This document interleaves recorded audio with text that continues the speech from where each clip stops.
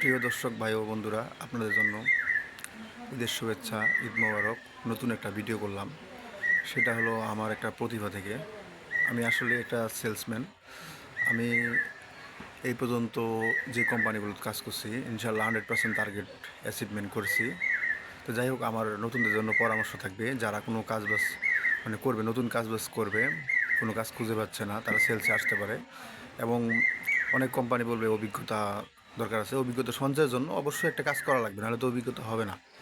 এর জন্য আপনাকে প্রথমে প্রাণ আরএফএল কোম্পানিগুলো নতুন লোক নেয়, আরও বিভিন্ন দাস কোম্পানি আছে নতুন লোক নেয়, সেগুলোর মধ্যে আপনি স্টাডি জব শুরু করতে পারেন। প্রথমে আপনার জব শুরু করার পর আপনাকে কোম্পানি যে টার্গেট দেবে, সেই টার্গেট মাথায় নিয়ে অবশ্যই কাজ করবেন। সব কিছু আপনার টিএসএম এবং অনেক কোম্পানি ম্যানেজার বলে ওদেরকে শেয়ার করবেন এবং সঠিক সময়ে মার্কেটে উপস্থিত হবেন। আর মোট কথা হলো, দোকানদারের সাথে সঠিক সম্পর্ক রাখবেন। এক সপ্তাহ আপনার কাছে মাল নিল না, ঠিক আছে, পরের সপ্তাহে আপনি যাবেন না, তা করা যাবে না। আপনার প্রতি সপ্তাহেই একটা দোকানে যেতে হবে। প্রতি সপ্তাহে প্রতিটা দোকানে যাবেন এবং দোকানদারের সাথে বিনয়ের সাথে কথা বলবেন এবং দোকানদারগুলোর সাথে সম্মান করবেন, যেন মনে করেন যে ওরা আপনাকে ভদ্র মনে করে।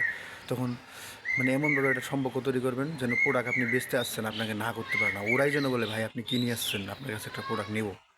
এরকম একটা পরিবেশ তৈরি করবেন, তাহলে আপনি সেলসে সাফল্য। এটাই আমার প্রথম সূত্র।